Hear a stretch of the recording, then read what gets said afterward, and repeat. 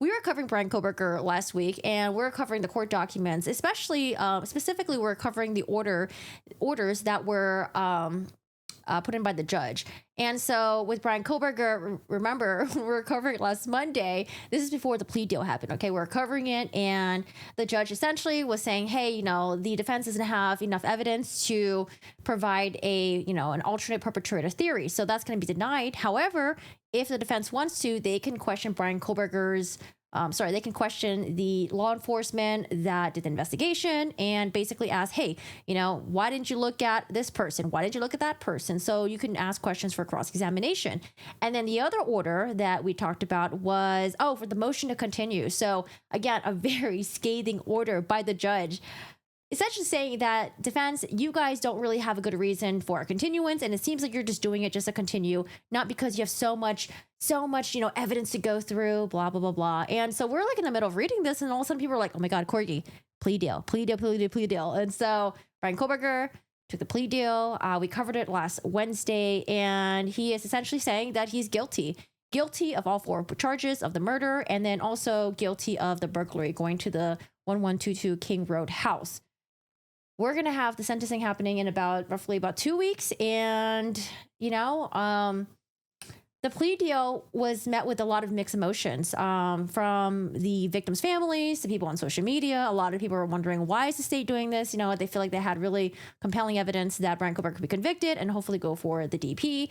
And then some of the family members were very vocal about this as well, feeling that the state just kind of like copped out and took the easy way out into this whole thing. However, I have seen some support from other family members of the victims saying that they do support this plea deal because, you don't have to go to the trial. Bryan Kohberger has already pled guilty to all charges. There's going to be no appeal whatsoever. So he's going to have a life sentence, no eligibility for parole.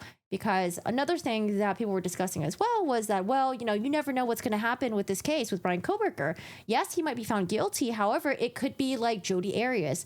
The jury might not be like, hey, you're guilty of the crime, but we don't think that, we don't think we should give you DP, right? With Jodi Arias, it was like, I think they went over it like twice already. The first time the jury couldn't decide, and the second time they're like, yeah, we're just not going to give her death penalty. And then same thing with the Parkland shooter as well. He was found guilty for the charges. And, when it came to the death penalty, ultimately he did not get the death penalty. And then there's even some people that do sit on death row and then laws change. And sometimes it's like, you're sitting on here for death row. However, we'll just give you life in prison instead. So it's like, just because you get the DP doesn't mean you're guaranteed to actually get DP. And then the whole system takes forever for you actually for the execution actually happen. There's all these appeals and all that stuff. So I can see why people are like, hey, we're happy with this plea deal. Like, yes, he's not getting what he deserves in terms of he murdered someone. He should have his life taken. But, he will be sitting in jail forever. And I'm seeing some new videos popping up on my YouTube. Apparently, Idaho prison is no fucking joke. I don't know. I think Lori Lee made a video about that. And then there was also another content creator that I have not watched yet, either of those videos. But I do want to check it out because apparently, Idaho prison is... you ain't going to have a good time, okay? You're not going to be laying back, sitting there, playing Xbox, learning and reading books and stuff like that. I don't know. Apparently, it's a pretty tough prison. I would like to know more about it. All right, so Bryan Kohberger, let's just read the plea agreement. I mean, we have not seen the upload of it yet, and here's a miscellaneous written factual basis. Now, like I was mentioning before, like I said, mixed reviews, or not mixed reviews, but mixed reception about whether or not Bryan Kohberger should take this plea deal. I do get that people are upset because Bryan Kohberger, the defense, people feel like they have been putting the families through, for the past, 2.5 years, basically doing everything they can to try to get the case thrown out or get evidence thrown out.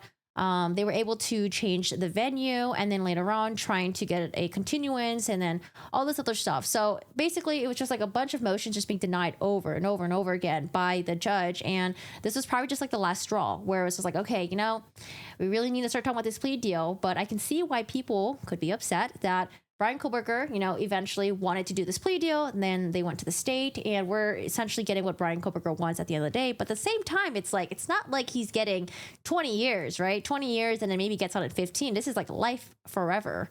And then you have to plead guilty and say, hey, I committed these murders. and you know how that's going to affect his family members. People are going to be looking at his family members like, oh, wow, you're the family member whose, son committed this crime, or the brother who committed these crimes. So it's probably a really, really tough decision, but I think the evidence was quite compelling, but you never know. Sometimes when things go to trial and you're just like, well, I thought it was, the evidence looked kind of like set in solid stone, but you never know what happens in trials, and you never know what gets revealed. But so far it seems like it was quite overwhelming in my opinion. All right. Now, a lot of people are not very happy with the plea deal in terms of like maybe they're okay with the plea deal being accepted, but it's like we want details. We want to know why you chose these victims. We want to know was Kaylee Gonzalez the intended victim and everyone else was kind of just like collateral damage. There's just a lot of information that people want to know, but this is real life. There's just times where you just don't get to know the details. Even in trials, when you're sitting there in a trial and the defendant never goes up there and testifies and give their version of the story, they kind of just sit there, and then the evidence is being presented by the state, and then sometimes you're never presented with what the motive is, and even though the person is found guilty at the end, sometimes you don't get to know all the nitty-gritty details, and that's just how it is, unfortunately. I think a lot of us wanted to hear Bryan Kohberger go out there and speak and basically say like, oh, I did this, I chose the victims this way, and I was basically surveilling the house on this day, and that's how I decided to choose these victims and all that stuff. But that's something we're not going to hear. I mean, who knows? Maybe Bryan Kohberger will do an interview in the future, but I don't know. Anyways, so let's cover this plea agreement.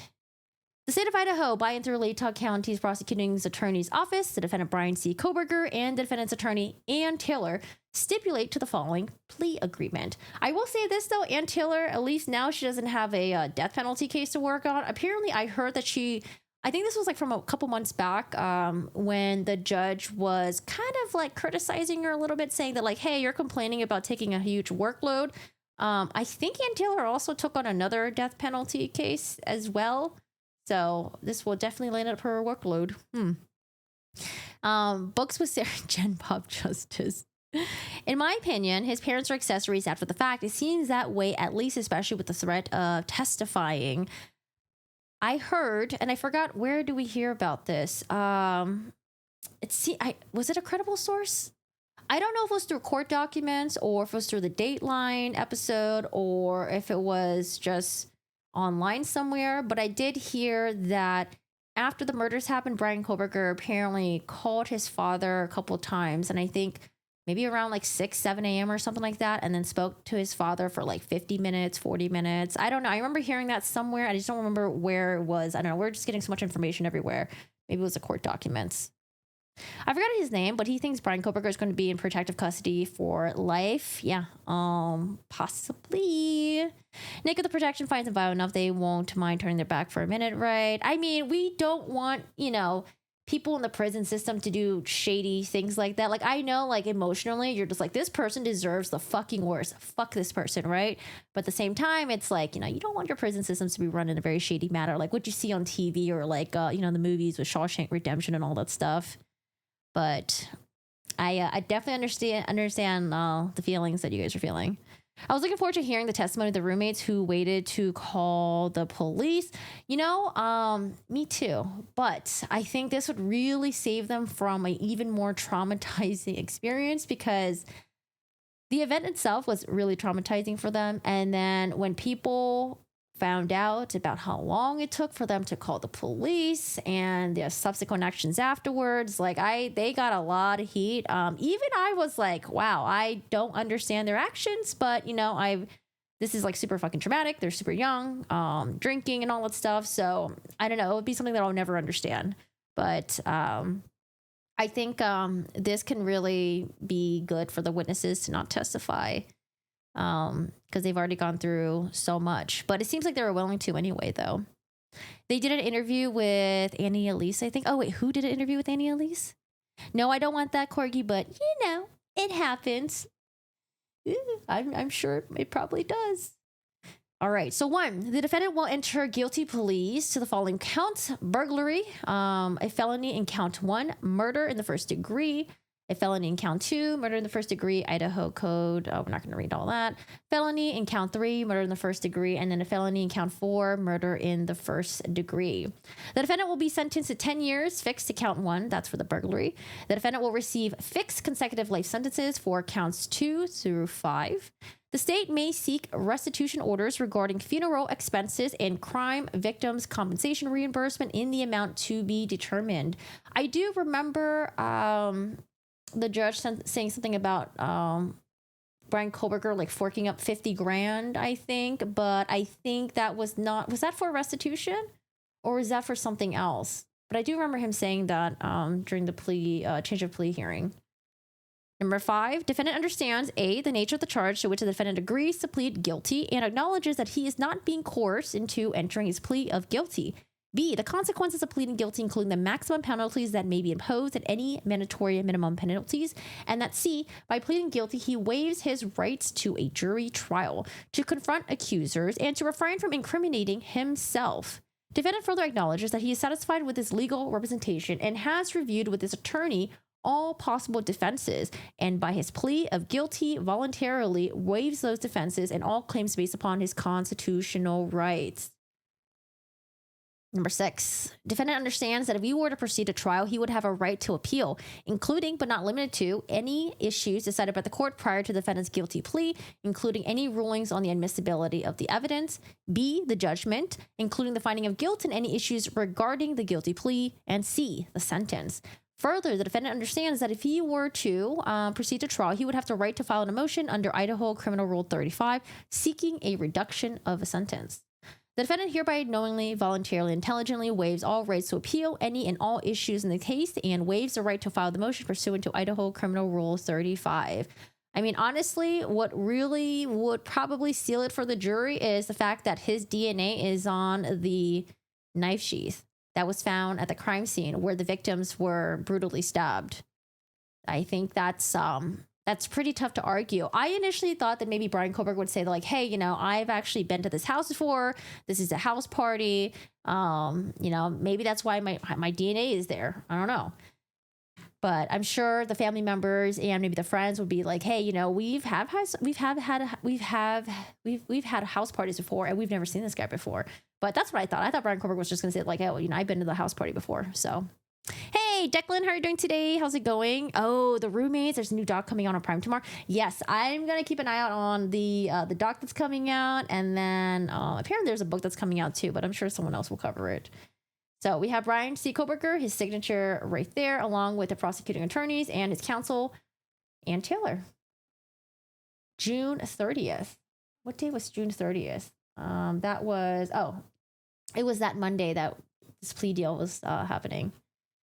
Wild. All those witnesses that were testifying, I think, was in Pennsylvania, saying that they essentially don't really have ties to Bryan Kohberger and they don't know why they're being subpoenaed to testify and they don't want to go to court all the way in Washington because I think they were compelled to testify. And now they're like, whew, okay, we don't have to testify. This guy took the plea deal. All right. Written factual basis. So again, when I saw written factual basis, it's like, are we going to get more facts? Is Bryan Kohberger going to give us any more details or anything like that? No, it's just the same thing that was basically listed out by the prosecuting attorney. Hey, lady, how are you doing today? You're dandy. Hope you're well too. Well, I'm glad that you're doing dandy. I'm doing okay over here. We're doing good. What's BK's lawyers were attempting to do with dragging 4 random people through the mud? Yeah, dude, it's crazy because I wonder if the judge didn't deny the alternate perpetrators theory and then maybe allowed the motion to continue. I wonder if they would have went on with trial or if they were already kind of entertaining the plea deal to begin with, but they just had to convince Bryan Kohberger and his family members maybe. But yeah, pretty wild how it was like alternate perpetrators theory. We got 4 people we're going to point our fingers at, 3 of them know the victims or are friends of the victims or have talked to the victims before. And then the 4th person was just a person that like saw one of the victims at the mall or something like that. And then maybe it was thinking about getting her number or something. That's what I was thinking. The lack of blood in the car made me skeptical, but I forgot how familiar with that he'd be. He also had the car for, was it almost 2 months maybe? Now, where did we hear this? The car was like thoroughly and meticulously cleaned. Was that, I'm trying to remember, did I read that somewhere or did I hear that somewhere? Because I remember that was brought up recently. But apparently the car was like I'm trying to remember. Who was it again that said that they even looked through where the cup holders are? And you know how sometimes you find like, like shit in your cup holders, right? Or like in the crevices somewhere. There's always like maybe some crumbs, maybe some hairs, maybe something there. It was like completely cleaned out. Was it when the state was speaking and they basically gave the facts to the judge? Our written factual basis, again, this is Bryan Kohberger. I hereby admit responsibility to count 1, burglary, which requires the following elements. On November 13, 2022, in Latah County, state of Idaho, the unlawful entry of a residence located at 1122 King Road, Moscow, with the intent to commit the crime of murder. I hereby admit responsibility to count 2, murder in the first degree, which requires the following elements. On November 13, 2022, in Latah County, state of Idaho, the willful, unlawful, deliberate, with premeditation, and with malice aforethought, killing and murder Madison Mogen. I hereby admit responsibility to count 3, murder in the first degree, which requires the following elements. Same thing, November 13, 2022. Willful, unlawful, deliberate, with premeditation, and with malice aforethought, killing and murder Kaylee Gonzalez. I hereby admit responsibility to count 4. Murder in the first degree requires the following elements. November 13, 2022, Latah County. The willful, unlawful, deliberate, with premeditation, and malice aforethought, killing and murder Xana Kernoodle. I hereby admit responsibility to count 5. Murder in the first degree, which requires the following elements. November 13, 2022, Latah County. Willful, unlawful, deliberate, with premeditation, and malice aforethought, killing and murder Ethan Chapin. There was a video that popped up on my YouTube. Have you guys seen it? Hey RP, how are you doing today? Hello. The prosecution, after they walked through the evidence. Okay, he was the one that said it, right? Okay. He was carrying a container with him, right? I was like, container? He was carrying a container with him throughout the house. Did he take off the outer layer of clothes and stick them in the knife before getting into the car? I don't know. Because I remember people were saying that, like, there was a bucket maybe, or was it like I think someone said, like, what did they say again? Was it vacuum or like something that could be like a handheld shape? But it could be kind of weird to hold a vacuum with you. I don't know. Maybe he had like a bucket of like cleaning tools with him. But I do remember the defense saying that there's no way Bryan Kohberger committed these crimes within the time frame because there is evidence that someone attempted to clean the crime scene. So then people were thinking like, okay, well, who would try to clean up the crime scene? Was it the roommates? Were they trying to clean up the crime scene? Is there something shady going on here? But it's just so crazy how just reading all these, all these documents after the fact. And then we have him pleading guilty. Dateline also said it was clean too. Okay. But yeah, I do wonder what was in that bucket-like container.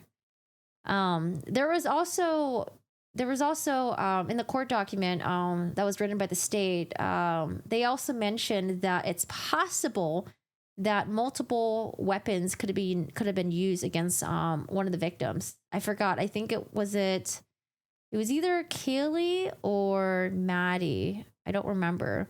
So maybe he had, I don't know, like a bucket of like stuff of weapons, maybe some cleaning tools. I don't know. I don't know if we're ever really going to get the details, but I mean, quite honestly, I think through the court documents, even though a lot of this was like under sealed, we were getting a pretty decent amount of details. For example, I mean, the first start was, the surveillance footage of like the car, like going to the house. And then there was a DNA left on the knife sheath. We also got the Amazon purchases of the knife sheath, the knife sharpener, and then his history. So he was shopping for the knife months before the murders happened. He moved into Washington from Pennsylvania. And then after the murders, he was shopping for possibly a replacement. Do we know anything about Bryan's motive? No. The state wasn't going to get into motive during trial. Remember how people were having theories about like the incel theory. Did he hate women, or was he like, jealous, or was he a psychopath or something like that? The state was not going to go into Bryan's motive, and they weren't going to entertain like how he treated women in the workplace or his coworkers and how he's being creepy towards women or something like that. I remember that was in like the court document somewhere, because I was thinking like, oh, maybe they'll get into that. Maybe they'll try to get into like, oh, this guy has a motive because he hates women, or maybe he just wants to target pretty girls, or, you know, who knows, right? Who knows, who knows, who knows? What's crazy is this guy, after losing the sheath and throwing the knife wherever, he went online to buy an identical knife. He was going to do it again. He was a serial killer in the making. Yeah. This would ensure that, you know, because he's locked away for life and no eligibility to parole, he's never going to fucking kill anyone ever again, at least in the public area. But I'm a little curious now. There's been no facts to back this up whatsoever, but it's like, well, I do wonder if there's been any other missing persons before this, or, you know, because they always say that, you know, serial killers, before they target people, it always starts with like maybe animals, but he did leave the dog untouched. I think it was like a golden doodle that they had, but I don't know. And he was a vegan or something, so I don't know if he has like some sort of like sentiment towards animals that he doesn't towards humans. He killed 4 people. He's a serial killer. I think he knew it based on his internet searches. Yeah, pretty crazy. Who starts by killing 4 people? I think a lot of people think that the intended target was Kayla Gonzalez, and he probably didn't expect Maddie to be there, sleeping in the same bed with her. Probably didn't expect Xana to be awake, eating, you know, at 4 a.m. in the morning. But I'm just confused. Why Ethan, I guess? Why Ethan? They said that Ethan was sleeping while Xana was still awake. So I wonder, was Ethan starting to wake up, and then, or Bryan Kohberger saw him as maybe a threat? Because I actually didn't know Ethan's a pretty tall dude. From the pictures you can't tell. I thought Ethan was maybe like 5'8" or something, but Ethan's actually like 6'3" or something. He's actually taller than Bryan Kohberger. I don't know if he's like as big, but pretty tall. Jealousy? Yeah, I don't know. Yeah, I think he planned to kill 1 person. Yeah, I think a lot of people were thinking maybe that was what the theory was. You know, maybe it was just like 1 intended target, and then like the other 3 were just like, you know, they were just kind of just there. And it's really, yeah, really unfortunate.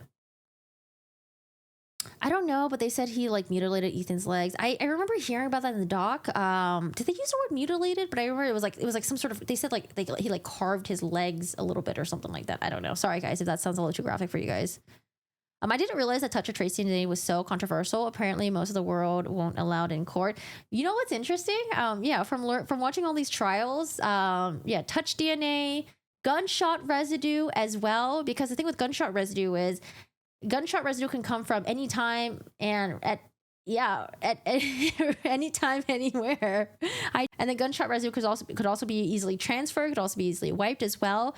But I guess it's like the totality of evidence. If your case hinges on just touch DNA, or if it just hinges on like gunshot residue, then probably not a good case for you. But if you have everything else that contextually supports it, then, you know, that could be good. But I do remember that they did mention with Bryan Kohberger that it was single source DNA contribution. Is that what they use, or am I thinking of a different phrase? But essentially, they were essentially trying to say that because on the knife sheath there was only Bryan Kohberger's DNA on it, it means that it wasn't transferred by anyone else. If it was transferred by someone else, then there will be another contribution of someone else's DNA. So, for example, if I touch Diane's arm and then I touch like a knife sheath, right? Then that knife sheath, if it had Diane's DNA on it, well, since I touched Diane and then I transferred it onto the knife sheath, it would also have my DNA mixed in there as well. So I think they were trying to be really clear about, no, the DNA seems to only come from the person who touched the physical item, not transferred from someone else through, you know, another source. He didn't expect one of the girls to fight back, considering the amount of damage done. I did hear about that. Steve Gonzalez, the father, he talked about that with Ashley on what's her name? Ashley Banfield or Benefield? I always screw up her last name. I'm sorry, Ashley. But yeah, he essentially said that his daughter had a broken nose because, you know, she was trying to fight back, and it was probably during that fight that he lost a knife sheath. So Oh no, you're right. It was Kaylee because I think they think that Madison was targeted first because she was sleeping, and then she's basically someone who can't defend herself, and he's probably afraid that she would wake up, and then Kaylee afterwards. Yeah, that's right. Thank you. But anyways, pretty wild, pretty crazy. I did not expect this at all. Seeing how hard in retrospect, it's like, oh, I guess I could see this happening because they were basically, the defense was fighting everything, right? And then I think when it finally came down to just having everything just denied, it's like, well, maybe we should entertain the plea deal. But yeah, I thought she was going to keep on fighting. Whew. All right. So that is with Bryan Kohberger. And then we will be covering the sentencing. Again, the sentencing might be a 2-day thing. The judge says that they're going to do Wednesday, the 23rd. They'll take the whole day. And then if they need additional time, then they'll take up the 24th as well. But then guys, remember the 25th is Lori Vallow's sentencing for the attempted murder of Brandon Boudreaux. And then also for the murder of Charles Vallow. So that's a 3-day thing for that week for us. Lady says they should have gone for DP. Like, worse on Ethan than anyone else. All my info is from Dateline. Yeah, they are. Oh, you know what? Actually, non-dissemination order. Let's see. They are going to. I don't know when they're planning on lifting the non-dissemination order, but once that's lifted, I'm sure we're gonna hear a lot from the family members. And then I don't know, I guess maybe some documents will be released to the public, and then we'll find some information, stuff like that. Not like the gruesome grisly details, but other evidence that they had against Bryan Kohberger. I can't wait to hear about that. All right. Sarah Boone.